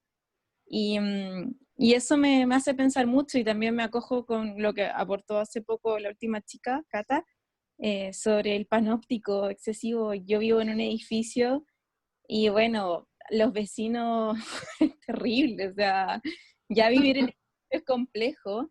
Y ahora hay un monitoreo 24/7 del Paco malo todo el rato. O sea, ya no tenía el Paco bueno y el Paco malo, el Paco malo todo el rato. Escriben cosas en el ascensor, gritan cosas desde el balcón, si es que tú te vayas a dar una vuelta al jardín, no sé, porque lo necesitáis, te gritan cosas. O sea, parece una cuestión ridícula y justamente es algo en lo cual la tele no tiene acceso. Y no tiene acceso netamente porque vivo en Ñuñoa, porque somos un sector que podemos seguir protegiendo lo privado, a diferencia del resto, que a lo mejor yo sí me podría meter a un CITE y decir como, oh, la gente inconsciente, individualista, que putea a la otra gente, y lo hace súper, súper ingrato finalmente. Y eso, bueno, no sabría qué más agregar, porque todos han dicho como de todo un poco, y también se me surge esta pregunta de que, bueno, siempre estamos buscando segregar y como quién tiene la vara de poder, ¿no? Y sobre el rol que tiene el Ministerio de Salud. O sea, bueno, yo hice mi práctica en el Ministerio de Salud y sé que es una burocracia asquerosa, que finalmente los departamentos son, no sé, un palo blanco casi, porque de las subsecretarías para arriba son los que toman las decisiones. Y de qué forma también las grandes cabezas segregan a estas personas que se supone que deberían ser, que son expertos, que quieren aportar, como qué criterios cumplen, porque en este caso, ¿qué criterio cumple la segregación? Que seas pobre, ¿cierto? Que tal vez respondes a otro grupo racial, o respondas a alguna minoría sexual. Entonces mi pregunta en estos espacios donde se toman las decisiones, ¿qué criterios de segregación también ocupan? O sea, ¿qué hace que no escuchen estas mesas de diálogo? ¿O qué hace que el doctor o doctora X, claro, tal vez puede que sea netamente una cuestión económica y de acuerdo, ¿cierto? O porque tiene el apellido bonito. Pero igual esa es como a lo mejor una pregunta abierta a ustedes, tal vez más entendidos, o no sé. Así que bueno, eso era. Gracias, Claudia. Maxi. Sí, Maxi, ahí está. Aquí estoy. Hola. Hola. Primero, bueno, muchas gracias por la exposición, por los comentarios, han estado muy interesantes. Me dejó rayando eso del espacio público y privado que decía Rodrigo. Me parece como muy necesario este mapa que que tú hiciste, que partía por este componente más estructural, más decolonial, que plantea esta problemática más necropolítica de la segregación, que está muy bien. La metáfora es muy buena, la metáfora del distrito de la película. Después, ¿cierto? Las tecnologías del yo, la experiencia del SIDA. Y me parece súper bonito terminar con Lemebel, porque a veces Foucault nos deja un poquito achacados, nos deja un poquito, nos muestra el chorizo y nos lo tira encima, y ahí quedamos con eso a veces. Entonces, me pareció muy acertado, porque justamente de una experiencia pandémica como era el SIDA, de una experiencia segregadora como la homosexualidad, de la forma que relata Lemebel, en la pobreza, y cómo él es capaz de tomar eso y generar un planteamiento, una potencia política que es lo que a mi juicio le da como, más allá de su genialidad, que también me encanta su forma de escribir, pero es la pulpa de su trabajo, y es lo que yo creo que es lo que más concita la atención. Entonces, frente a eso también me surgen varias preguntas, pues, como tenemos que tener presente todo este marco racista, necropolítico, segregador, etcétera, sin duda, porque sin duda lo vemos, y en lo de los haitianos que tú muestras está patente, y creo que ha estado desde el comienzo en la división del Gran Santiago, que nos reíamos con ese meme de la República Federal Alemana versus la Oriental, y todavía ahora que estamos en las comunas, yo estoy aquí en Ñuñoa, en la Villa Olímpica, estamos en las comunas más con una mejor posición económica, estamos fuera de la cuarentena, o sea, estuvimos fuera de la cuarentena, vamos a entrar ahora de nuevo, pero se invertía esto, entonces obviamente podemos pensar en ese modelo segregador, seguro que sí, pero me gustaría retornar bueno, podemos pensar también en esta problemática del espacio público y del panóptico aplicado a esta nueva realidad, a este autocontrol que decían recién, o este control colectivo más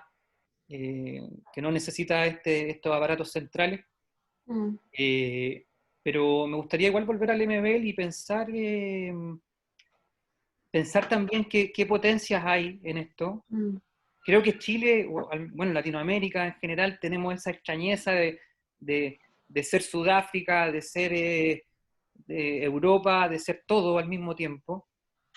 Entonces es complejo pensar una vía, o pensar, no dejar de pensar en ese todo y en todos esos marcos que todos son aplicables también y están presentes. Por eso yo pienso que a veces esto del COVID y sus efectos subjetivos o sus efectos gubernamentales parecen tan caóticos, siento desde nuestra perspectiva, nos cuesta, no podemos tomar un solo lugar, un solo planteamiento, un solo marco, estamos atravesados por tantos marcos y por tantas realidades y a pocas cuadras de separación. Por ejemplo, acá en la Villa Olímpica, y bajamos un poquito más y están las poblaciones, o está Santiago Centro, que es otro planeta. Entonces es re loco esa ciudad, pero también pensar en qué hay qué cosas podemos también, qué potencias pueden haber en estas transformaciones que están apareciendo, que están armando este entramado, que nadie lo controla y que al mismo tiempo produce también su resistencia. Me parece importante todo este tema de la finitud, del relato que tú leías del Lemebel, ¿cierto? De voy a morir joven, y retomar de nuevo esa relación con el cuerpo. Me parece muy importante, que también es una relación con el tiempo, como decía también ahí el compañero anteriormente, y pensar cómo eso también, qué cosas puede producir, de qué cosas nos liberamos también con toda esta situación pandémica permanente, y me refiero, por ejemplo, a toda esta dinámica, al menos lo tomo muy, muy personalmente, una vorágine, pero totalmente hiperproductivista, y de repente este parar y este pensar que no todo puede ser racionalidad económica ni productiva, y cómo la principal forma de sujeción, que es nuestra obligación de transportarnos 1 hora y media al trabajo, estar 70 horas semanales, en algunos casos, por eso estoy hablando de modo personal, también se transforma y tenemos otra relación con nuestro cuerpo. Podemos hacer reuniones así estando echados, con ropa de pijama, o sea, hay tantas cosas que parecen tan como insignificantes, pero que también hablan de esa transformación, y tan abiertas también. Ahora, tampoco es que uno, o sea, a mí me gustaría ser más optimista. Pienso que es muy difícil ser optimista en todo este contexto, en este país en particular, donde de alguna otra forma tenemos el gobierno que tenemos, que venía de antes, y todo un marco que pareciera ser que es lo que nos... Que va en el sentido segregador, en el sentido autoritario, en todo el sentido perverso, y más fascista que el peligro de esta pandemia también, y que está latente, pero también pensar en esas otras posibilidades. Esas es las ideas que me resonaban, pensar. Por eso te agradezco harto el gesto lemebeliano, porque es muy necesario, yo creo, en este momento.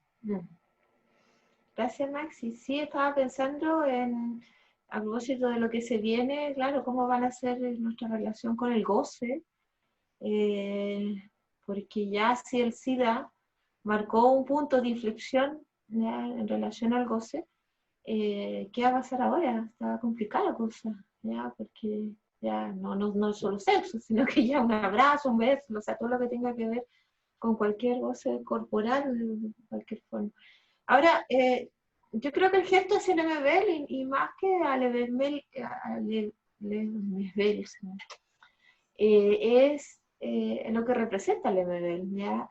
Más allá de esta figura, de estos íconos como del movimiento gay disidente en Chile, bueno, más que verlo desde ahí, evidentemente tiene una obra que es valiosísima y hermosa, pero efectivamente cómo representan ciertas fuerzas, ciertas potencias, pero pienso en esta idea de la ética queer del fracaso, ya por ahí que un escritor habla de aquello, de cómo hacer genealogías, ¿no es cierto?, respecto a potencias, pero que no necesariamente han ganado, que han perdido, ¿ya? Por eso él habla que más bien, Halberstam, habla de la idea de que más que seguir con esta lógica exitista, del ganador, ¿ya? Más bien propone una ética a partir del fracaso, del loser, ya, de los que en realidad no hemos llegado al éxito. Y justamente habla a propósito de los movimientos queer también, que son movimientos que no han ganado, que o sea, que la gente ha muerto por la epidemia de SIDA, ya, que no han sido gobierno en el fondo. Entonces me parece una interesante posición ética también para pensar también la resistencia, ya, más que seguir el ejemplo de modelos que se han ganado, y que sabemos que cuando han ganado, la verdad es que han traído varios problemas. Entonces, cuando han ocupado esa posición del ganador. Entonces, es más bien eso, cómo pensar en una genealogía, como digo, de potencia, ¿ya? Que puede servir inclusive no solo para los propios movimientos gay, feministas, sino que para cualquier forma de resistencia o de oposicionismo frente a lo que está, ¿ya? Poco recuperando también la crítica de Lemebel a la propia izquierda, ¿ya? Porque la propia izquierda como que su voz es en este recuerdo de todos los triunfos, ¿ya? Que Allende, que el sandinismo, que Cuba, ¿ya? Pero ¿por qué no incorporar aquellos proyectos que no llegaron a ser gobierno y que pueden ser mucho más potentes inclusive para pensar lo que se nos viene en adelante? Porque yo igual estoy escéptica, o sea, claramente no solo la pandemia, sino la gestión de la pandemia provocó que perdiéramos, o perdiéramos aún más esto que se empezó el 18 de octubre y que se nos arrebató de las manos a partir de los partidos políticos, inclusive de la propia izquierda. Entonces, que se pusieron a negociar bastante apresuradamente, cosas si no habíamos logrado nada. Tuvimos la oportunidad y la perdimos para variar, pero no por el otro, sino creo que por nosotras mismas. Entonces, está complicado. Yo también estoy bien escéptica, a veces me pongo triste, pero bueno. Estos relatos del MB y los relatos de las locas y mi relación con los colas locas, en realidad a mí me sube mucho el ánimo.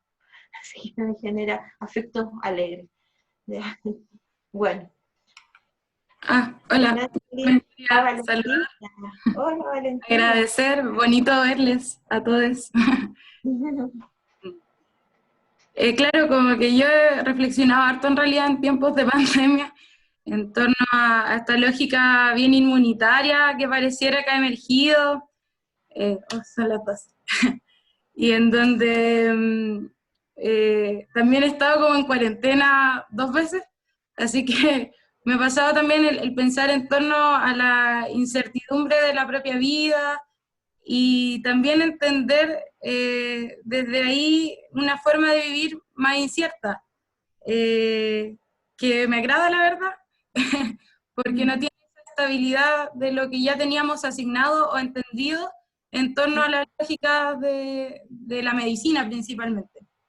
Entonces, en esta incertidumbre también siento que hay un reconocimiento de cómo viven los otros, quizás este día a día, donde sus vidas siempre están en una muerte constante y que hoy en día se nos muestra mucho más. Y en ese sentido también veo en esta oportunidad, y a partir de lo que han reflexionado harto, como una posibilidad de que los apestados de distintas maneras volvamos a construir en torno a esta virulencia. Me acordé de esta película del Club de los Desahuciados, aborda un poco el tráfico, digamos, de medicinas para gente con SIDA, con el virus. También me acordé de Angry and the Edwin Inch, otra de mis pelis favoritas. Un poco a cómo se construye a partir de también este fracaso actual. Prefiero mirarlo así que como lo mira, no sé, Byung-Chul Han, y con este miedo constante a la tecnología, porque creo que la tecnología nos unió hoy día. Y si bien es el impedimento, por ejemplo, para que en ciertos colegios siga la educación o se sigan propiciando, también nos da respuestas. Entonces, me gustaría también abrir, o plantear más que nada como estas posibilidades actuales nos permiten también otras formas de vinculación.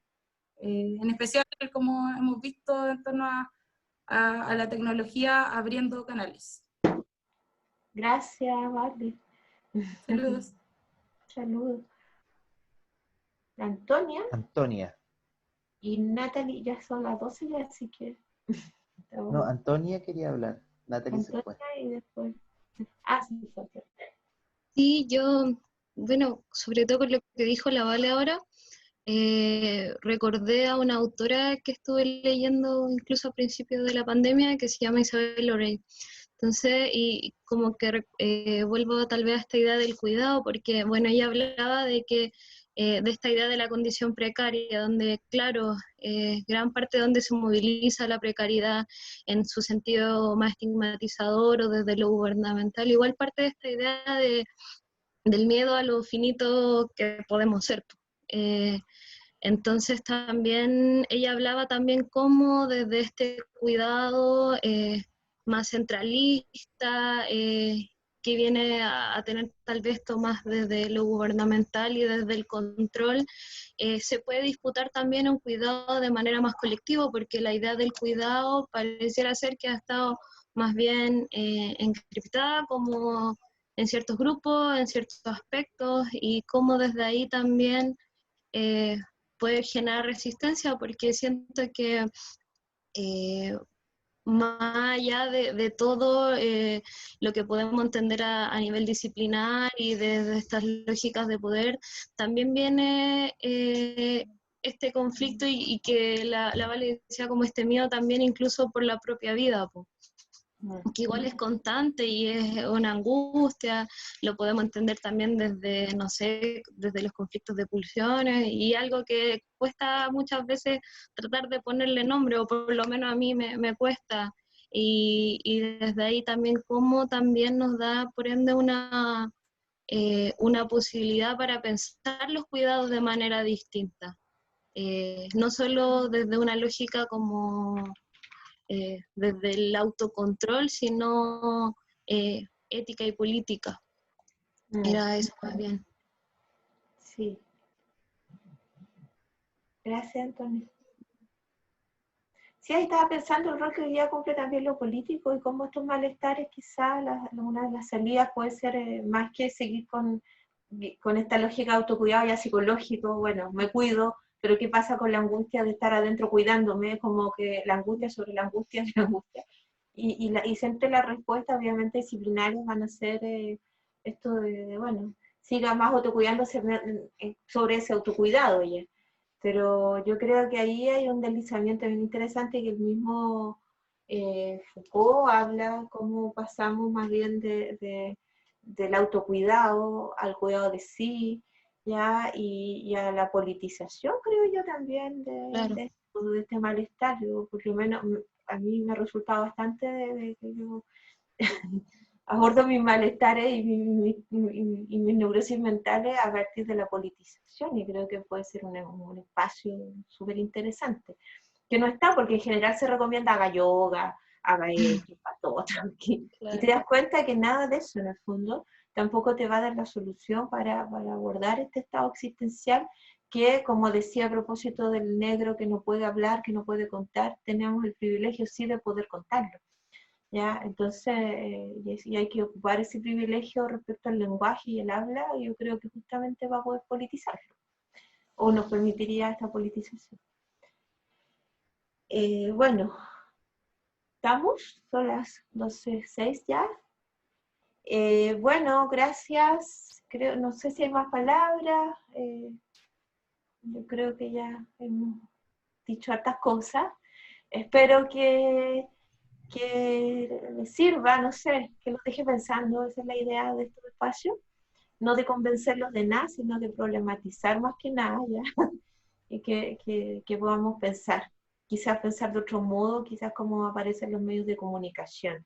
Yo creo que es interesante lo que decía una compañera, que estos espacios como espacios distintos a este espacio del bombardeo televisivo que está todo el tiempo, y ocupar los medios tecnológicos también para subvertir las lógicas también perversas tecnológicas, ¿no? Sabemos que la tecnología puede ser emancipatoria, pero también perversa. Entonces hay que saber moverse con esa doble naturaleza que tienen las tecnologías. Así que gracias. Yo las quiero dejar invitadas para las próximas actividades. Les voy a mostrar acá las actividades que tenemos.